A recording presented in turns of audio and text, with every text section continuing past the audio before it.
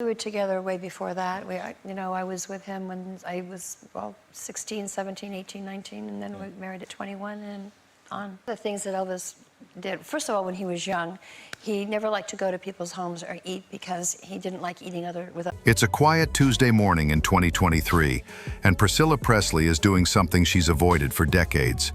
She's alone in the attic of Graceland, surrounded by boxes of Elvis's personal belongings that haven't been touched since he died 46 years ago. This isn't some sentimental journey down memory lane. Priscilla's here on business. There's an estate matter that requires her to go through Elvis's things, and she's been putting it off for months. But today, she finally forced herself to climb those stairs and face whatever memories were waiting for her up there. The attic smells like old leather and dust. Every box she opens is like a time machine, stage costumes that still smell like his cologne, handwritten song lyrics scribbled on napkins, photographs from their happiest days together. She's been at this for hours, methodically sorting through a lifetime of memories, when she spots something that stops her cold. Elvis's favorite guitar case. The black leather one he took on every tour, the one that was always by his side in those final years. Priscilla remembers this case sitting in his bedroom at Graceland, remembers how he'd grab it whenever he was restless or couldn't sleep. She opens the case, expecting to find the guitar, maybe some old pics or sheet music. Instead, there's an envelope wedged into the side pocket, a pocket she never knew existed. The envelope is cream-colored, expensive paper, the kind Elvis used for important correspondence. And written across the front, in Elvis's unmistakable handwriting, are 5 words that make her hands start shaking. "For my true love, never sent." Priscilla stares at those words for a long moment. Her true love? In 1977, when this was clearly written, they were divorced. She was with Mike Stone. Elvis was with Ginger Alden. Who could this letter possibly be for? But even as she asks herself that question, she already knows the answer. Deep down, in that place where you keep the truths you're not ready to face, she knows this letter is for her. The envelope is sealed, never opened. The postmark shows it was prepared for mailing in July 1977, just 3 weeks before Elvis died. 3 weeks before everything ended forever. Priscilla's heart is pounding now. She's holding something that was meant to be sent but never was. A final message from the man who was the love of her life, the father of her child, the person who understood her better than anyone ever had or ever would. But why didn't he send it? She turns the envelope over in her hands, and that's when she notices something else. There's a small notation in the corner, written in different ink, like it was added later. "Courage failed me again. Maybe tomorrow. E." Elvis had written this letter, sealed it, prepared it for mailing, and then lost his nerve. And then he died, 3 days before Priscilla's next scheduled visit to Graceland. 3 days. Priscilla sinks into an old chair that's covered in dusty sheets. She's been divorced from Elvis for longer than she was married to him. She's built a whole life without him, created her own identity, her own success. She's told herself for decades that their marriage ending was for the best, that they both found happiness apart. But holding this letter, she realizes she's about to learn something that could change everything. This isn't just a piece of mail that got lost in the shuffle. This is Elvis's final attempt to reach her, to tell her something so important he couldn't say it while he was alive. What could Elvis Presley, a man who never held back his feelings, a man who wore his heart on his sleeve for the whole world to see, what could he have needed to tell her that was so difficult he couldn't find the courage to send it? The letter feels heavier in her hands than it should. It's just paper and ink, but Priscilla knows she's holding something that has the power to rewrite history. Not just her history with Elvis, but the story the whole world believes about their relationship, their divorce, and his final years. She looks around the attic, at all these boxes of memories, and realizes that for 46 years, she's been living with an incomplete picture. Elvis took secrets with him to the grave, and now she's holding one of them. The question is, does she have the courage to read what Elvis couldn't find the courage to send? Her hands are still shaking as she carefully opens the envelope and begins to unfold what might be the most important letter of her life. Priscilla unfolds the letter with trembling hands, and immediately she recognizes Elvis's handwriting. Not the careful signature he used for autographs, but his real writing. The messy scrawl he used when he was pouring his heart out. The letter is 4 pages long, and it starts with 2 words that nearly break her.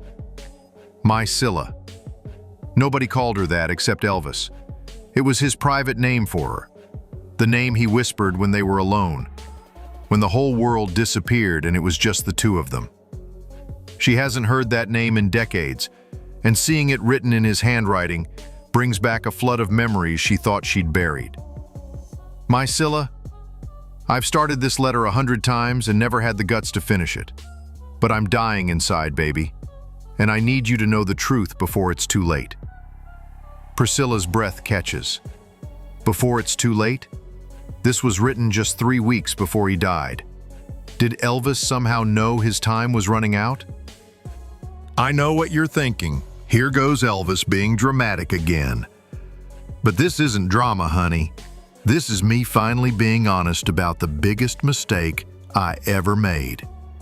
I let you go. I let the best thing that ever happened to me walk out that door, and I've been paying for it every single day since. The letter goes on, and with each word, Priscilla feels like she's being transported back in time. Elvis writes about their divorce, but not the way they told the story to the press. Not the clean, amicable separation they both claimed it was. You want to know why I had all those affairs? Why I couldn't stay faithful to the most beautiful, loving woman in the world? It wasn't because I didn't love you enough, Scylla. It was because I loved you too much, and I hated myself for not being good enough for you. This isn't the narrative Priscilla has lived with for years.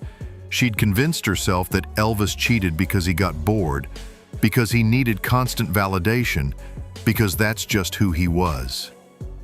But reading his words now, she's learning something that changes everything. Every time I looked at you, I saw this perfect woman who deserved better than a man who lived his life in the spotlight, who couldn't give you a normal life, who was always gone, always performing, always belonging to everyone except the person who mattered most. So I sabotaged it. I pushed you away before you could figure out you deserved better and leave me anyway. Elvis writes about the other women, and his words are devastating in their honesty. Linda, Ginger, all of them. They were just me trying to find pieces of you in someone else. Every brunette I dated, every woman who laughed like you, or moved like you, or reminded me even a little bit of what we had. But it was like trying to build a masterpiece with broken pieces of other paintings. It never worked, because there's only one you. Then comes the part that absolutely destroys her. Elvis writes about their daughter, about watching Lisa Marie grow up and seeing Priscilla's eyes in their little girl's face. Every time Lisa comes to visit, she asks me the same question. Daddy, why can't Mommy come home? And I never know what to say, because the truth is too complicated for a little girl to understand. The truth is that Daddy ruined the best thing in his life because he was scared and stupid and didn't think he deserved to be happy. But then Elvis drops a bombshell that makes Priscilla's world tilt on its axis. Scylla, I need you to know something. I've been getting help. Real help. I've been working with doctors. Not just the ones who tell me what I want to hear, but the ones who tell me what I need to hear. I've been trying to get clean, trying to get my life back together, because I want to ask you something when I see you next week. Next week. He was planning to tell her this in person. I want to ask you to marry me again, I know that sounds crazy. I know we're divorced. I know you've moved on. I know I have no right to ask. But I also know that what we had was real. And I don't think either of us has ever found anything like it since. The letter reveals that Elvis had been planning this conversation for months. He'd been secretly working to get his life together, not for his career or his fans, but for her, for the chance to win back the woman he never stopped loving. I'm not asking you to answer me now. I'm not even asking you to forgive me. I'm just asking for a chance to show you that I can be the man you married, the man you fell in love with, the man who loves you more than his own life. The letter ends with words that break Priscilla's heart completely. I'll be waiting for you next week, baby. I'll be waiting for you forever if I have to. All my love, always and forever, Elvis. He died 3 days before she arrived for that visit, 3 days before he could tell her face to face that he wanted to spend the rest of his life making up for the mistake of letting her go. Priscilla realizes she's crying, tears falling onto Elvis's handwritten words. And for the first time in 46 years, she's seeing their story completely differently. But Elvis's letter doesn't end with his confession of love. There's more, and it's about to reveal a conspiracy that Priscilla never saw coming. As she continues reading through her tears, Elvis starts naming names. Real names of people who were supposedly looking out for both of them. People she trusted. People who claimed they wanted what was best for their family. Scylla, I need you to know that I've tried to reach out before. Not publicly, not through lawyers, but personally. Remember when you heard I was asking Red about how you were doing? Remember when Charlie called you last Christmas and said I'd been thinking about you? Those weren't casual conversations, baby. I was trying to find a way back to you. Priscilla's mind races. She does remember those moments. Red West, mentioning Elvis had asked about her. Charlie Hodges' seemingly innocent phone calls. At the time, she'd dismissed them as Elvis just being polite, checking in on his ex-wife through mutual friends. She never imagined there was something deeper happening. But then, Elvis drops a bombshell that makes her sick to her stomach. What you don't know is that every time I tried to make a real move, every time I got up the courage to call you directly or come see you, someone talked me out of it. And I'm ashamed to say, I let them. Elvis writes about Colonel Parker pulling him aside after he'd worked up the nerve to call Priscilla directly. The colonel told him it would be career suicide to pursue his ex-wife publicly, that the fate... But that wasn't the worst part, Scylla. The worst part was when the colonel told me you'd moved on completely. He said his people had been keeping tabs, and you were happy with Mike Stone. He said you'd told someone, he wouldn't say who, that going back to Elvis would be the biggest mistake of your life. Priscilla's blood runs cold. She never said those words. She never even thought them. Yes, she was with Mike Stone, but happy? She'd been trying to build a new life, trying to convince herself she could love someone else the way she'd loved Elvis. But she'd never said anything about it being a mistake to go back. Someone had been lying to Elvis. Someone had been feeding him false information to keep him away from her. The letter reveals more devastating details. Elvis writes about how his behavior in those final months wasn't just about drugs or depression. It was about fighting a war inside himself, between wanting to reach out to her and believing he'd lost her forever. Every erratic thing I did, every time I seemed to lose it on stage or in interviews, it was because I was carrying this weight. I wanted to fight for you, but everyone around me kept telling me it was hopeless, that I'd already lost you, that trying to win you back would just embarrass us both. Then Elvis mentions something that makes Priscilla's hands shake all over again.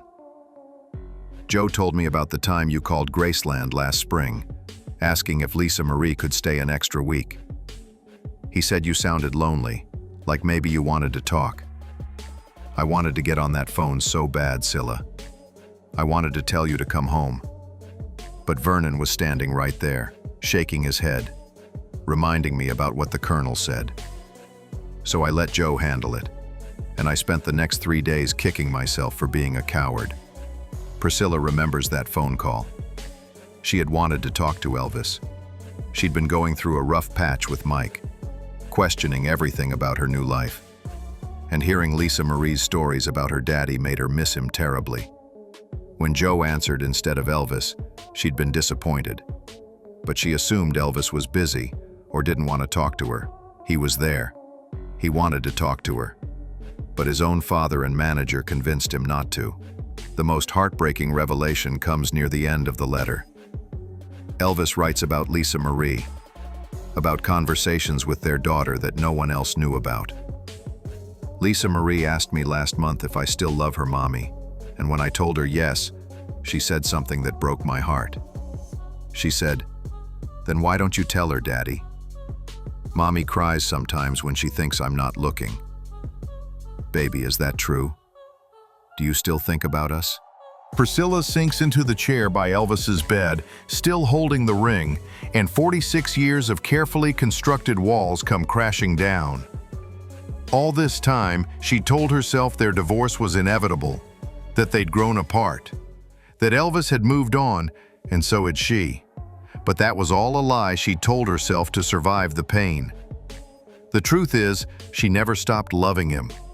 The truth is, every relationship since Elvis has been measured against what they had, and nothing ever came close. The truth is, she spent decades wondering what if, and now she has her answer. They could have made it work. If Colonel Parker hadn't manipulated them, if Vernon hadn't discouraged Elvis, if the people around them hadn't been so invested in keeping them apart, they might have found their way back to each other. More devastating than that, Elvis died believing she didn't want him anymore. He died thinking she'd moved on completely, that asking her to remarry him would be embarrassing for both of them. He never knew that she was struggling too, that she was questioning her choices, that part of her was waiting for him to fight for them. The letter forces Priscilla to confront a horrible truth. Elvis Presley, the king of rock and roll, died of a broken heart. Not just from the drugs or the lifestyle, but from believing he'd lost the love of his life forever, when the truth was, she was still within reach. For decades, Priscilla has protected Elvis's legacy, protected their story, protected the myth that their love was beautiful, but not meant to last. But this letter changes everything. It reveals that their greatest tragedy wasn't that they couldn't make it work. It's that they never got the chance to try again. Sitting in Elvis's bedroom, holding the engagement ring he never got to give her, Priscilla realizes she has a choice to make. She can put the ring back, seal the letter away, and let the world continue believing the story they've always known. Or she can tell the truth about what really happened, even if it means admitting that the greatest love story in rock and roll history was destroyed by the very people who were supposed to protect it. Have you ever lost someone because others convinced you it was hopeless? Sometimes the greatest tragedies happen when love is within reach, but pride keeps us apart. What would you have done with Elvis's letter? Share your thoughts below and subscribe for more shocking celebrity secrets that challenge everything we thought we knew.